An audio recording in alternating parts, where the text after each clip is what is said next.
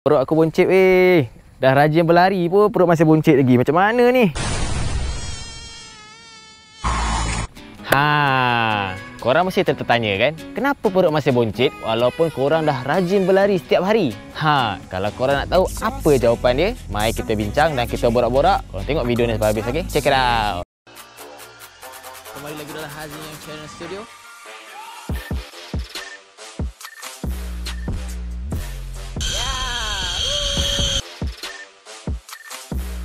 Hello gang, Assalamualaikum. Bagi korang yang first time ke channel video aku ini, nama aku Hazim, aku kenalkan diri, korang boleh panggil aku Nyem. Video aku ni lebih kepada channel untuk berkongsi tentang ilmu larian, tentang makanan dan sebagainya. Kalau korang rasa bermanfaat, korang jangan lupa tekan button subscribe dan korang tekan button loceng dekat atas supaya korang tak terlepas barang update video yang akan datang. Jadi kita mulakan next video. Lepas korang tengok intro tadi, mesti korang cek perut masing-masing kan? Rupanya boncit.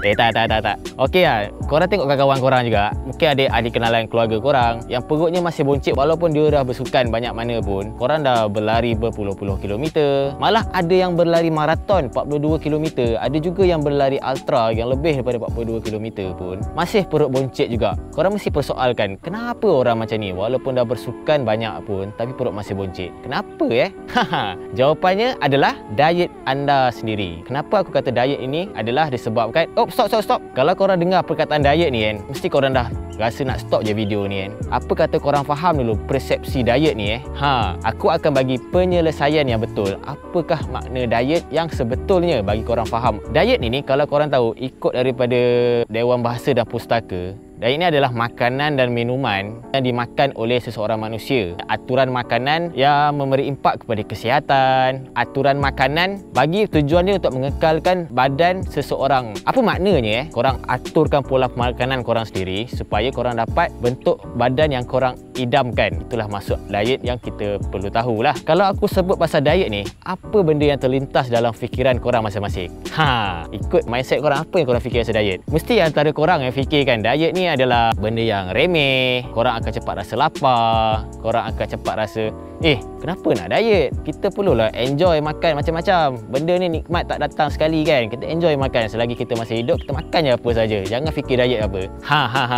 Itu adalah mindset yang salah Korang perlu tahu diet ni dia tak semestinya tujuan untuk menguruskan badan seorang. Diet ni dari segi apa yang aku terangkan tadi lah. Diet ni dari segi definisinya adalah pengaturan makanan dan minuman untuk seseorang bagi tujuan kesihatan. Apa yang konsep korang perlu betulkan diet ni adalah, kalau korang tahu kalau orang nak gemuk pun ada diet ni juga. Kalau orang yang mengalami masalah kesihatan, ada diet ni juga. Maksudnya dia ada kolesterol, dia ada hypertension. Jadi doktor pun dah aturkan makanan diet yang sebenar untuk seseorang yang mengalami masalah kesihatan. Itu adalah diet masing-masing. Orang ingat diet ni hanyalah untuk kurus saja. Silap Diet ni bukan dia untuk segi umumnya adalah untuk pengaturan makanan bagi tujuan untuk menjaga kesihatan, untuk memastikan bentuk badan yang diidamkan. Bukan untuk kurus sahaja, tapi adalah untuk gemuk, untuk orang yang mengalami masalah kesihatan. Itu korang perlu tahulah. Jadi apabila korang nampak kawan-kawan korang yang tengah buat diet tu, tak semestinya dia nak kurus. Kemungkinan dia ada masalah kesihatan, dia tengah ikut pola diet yang sebetulnya agar dia dapat dijaga kesihatan yang betul. Dia kena ikut diet jugalah untuk gemukkan diri dia. Dulu mungkin dia susah nak naikkan berat badan, tapi disebabkan dia ikut diet yang sebetulnya, dia perlulah makan selebihnya jugalah. Adalah bentuk makanan yang dia perlu dia ikut untuk menaikkan berat badannya. Sama lah juga dengan orang kurus. Korang janganlah terus kecam dorang. Sebabnya sekurang-kurangnya dorang makan makanan yang betul. Maksudnya makanan yang dorang makan tu adalah bentuk berkhasiat, mengikut pola makanan yang sebetulnya bagi tujuan menjaga kesihatan. Sekurang-kurangnya dorang dah berusaha untuk menjaga kesihatan dorang. Kita just sokong je dorang. Kita bagi sokongan, kita bagi effort kat dorang, terus bagikan dorang semangat agar dorang teruskan diet dorang demi untuk menjaga kesihatan.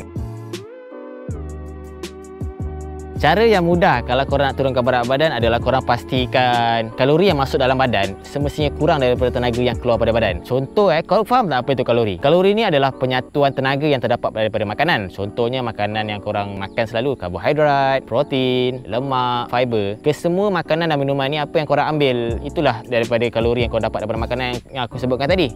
Kalori ni penting dalam hidup Dengan kalori ni korang boleh bernafas, korang boleh melakukan aktiviti harian seperti tidur, bersukan, melakukan aktiviti fizikal harian yang lain. Benda ni sangat penting untuk korang pastikan korang dapat melalui hidup korang seharian dengan keadaan yang biasa korang melakukan. Benda ni sangat penting. Dan korang perlu tahu kalori setiap orang adalah berbeza. Macam aku dengan korang semua berbeza jugalah tahap kalori yang diperlukan. Dan antara lelaki dan perempuan juga berbeza tahap kalori yang diperlukan. Macam secara umumnya kalori yang diperlukan oleh setiap manusia adalah 1800 kalori setiap hari. Kalau ikut secara spesifiknya, macam lelaki dan perempuan ada dia punya perbezaan kalorinya. Dari perlu tahu, untuk moderate adalah 2000, dan kemudian untuk yang aktif perempuan pula ada 2200.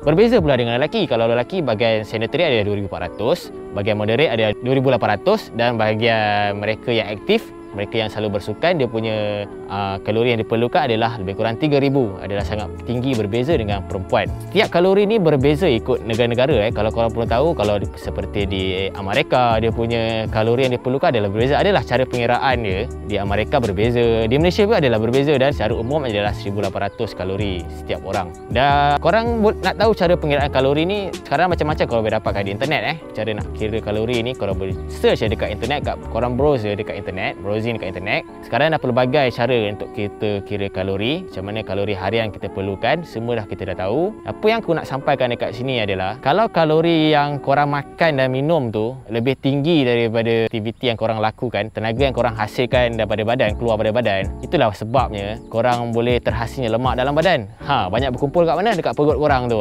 Sebabnya kalori yang korang makan dan minum tu lebih tinggi daripada tenaga yang keluar daripada badan. Itulah puncanya terjadinya benda yang aku sebut tadi lah, lemak yang terdapat dalam anggota badan korang, terutamanya adalah di perut. Itu sebabnya korang perlu tahu apakah kalori harian korang yang perlukan, dan paling penting korang tahu mana yang perlu kurang atau mana yang lebih kalori yang korang perlukan. Kalau korang lepas lari, apa korang rasa sebenarnya? Contohnya, kalau korang berlari seperti long run contohnya, untuk orang mereka yang baru habis interval, baru habis event marathon, apa korang rasa lepas korang berlari tu? Mesti korang rasa penat teramat sangat. Lepas tu korang rasa macam lapar yang gila-gila punya. Lepas tu apa lagi? Korang mesti nak makan macam-macam. Betul tak? Waktu tu lah korang nak fikir macam makan KFC, McDonald, semua benda-benda korang tu nak makan. Tanpa korang sedar sebenarnya, benda yang korang buat rasa lapar, benda tu yang korang buat rasa nak makan banyak benda tu, itulah puncanya penambahan berat badan dalam diam. Maksudnya kalori hidden yang korang tak sedar pun dah korang ada dalam badan korang tanpa korang sedar. Itu sebabnya terjadinya benda-benda yang aku sebut tadi lah, hidden kalori yang menyebabkan kenaikan berat badan dalam diam. Jadi hari ni aku nak bagi tahu ke korang apa benda penyelesaian yang korang perlu lakukan untuk mengelakkan benda ini terjadi. Walaupun korang dah sering bersukan, korang dah sering berlari banyak mana sekalipun, korang memang akan rasa perasaan nak makan macam-macam. Benda tu biasalah. Aku berlari ni adalah tujuan aku untuk makan macam-macam. Itu biasa mindset seorang pelari lah. Mana-mana korang pergi sekalipun, bukan dekat Malaysia je pun, dekat luar negara sekalipun, orang kata I run for it. Itu kiranya lah macam satu apa panggil lah, macam motivation untuk dia sendirilah, untuk dia terus berlari. Tujuannya adalah untuk makan macam-macam. Dan aku bagi penyelesaian kat sini untuk korang adalah cara yang mudah untuk korang mengelakkan daripada benda ni terjadi. Korang perlu tahu kalori dalam badan. Apa yang korang makan, apa yang korang minum, semua korang perlu tahu. Jenis-jenis kalori yang korang perlu tahulah. Untuk kata mudahnya, kalau korang yang jenis memang profesional, korang idamkan badan seorang atlet, tak kisahlah, itu effort korang sendirilah. Kalau korang nak badan ideal atau badan profesional, korang boleh silakan lah nak kira-kira kalori tu macam-macam. Korang boleh tahu kat internet, ada pengiraan dari segi jenis. Macam korang boleh tahu ayam, ikan, sayur-sayuran, semua korang boleh jadi macam-macam, tak kisah. Korang jenis yang memang bersungguh-sungguh nak tahu apa jenis. Ada orang yang memang bersungguh-sungguh nak tahu jenis makanan A sampai Z, adalah jenis-jenis kalorinya. Korang boleh check dekat internet, korang boleh ada apps kat handphone masing-masing. Setiap kali korang beli, korang check dekat ingredient bagian makanan tu, untuk pastikan korang tahu jenis kalori yang masuk dalam badan. Ada orang yang jenis macam tu. Kalau korang jenis macam tu, tak kisah, korang teruskan apa yang korang buat. Korang dah tahu jenis-jenis kalori apa setiap makanan tu, korang totalkan dan korang bandingkan dengan kalori harian yang korang perlu dalam seharian tu lah. Kalau korang dah dapat tahu apa makanan minuman yang korang perlu ambil, kalori yang korang perlu ambil dalam harian, dan korang bandingkan dengan keperluan harian kalori yang korang perlu tahu dalam diri seseorang itu. Jadi bila korang dah tahu, korang boleh seimbangkan lah antara keperluan dan juga kalori yang korang ambil. Jadi daripada situ korang boleh tahulah untuk elakkan daripada kenaikan berat badan, untuk korang boleh tahu mengelakkan daripada cepat lapar dan sebagainya. Itu sebabnya korang perlu tahu kalori yang korang ambil.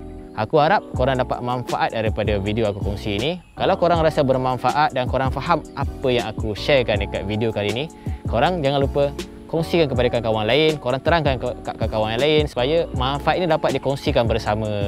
Bye-bye. Kita jumpa lagi next video. Assalamualaikum.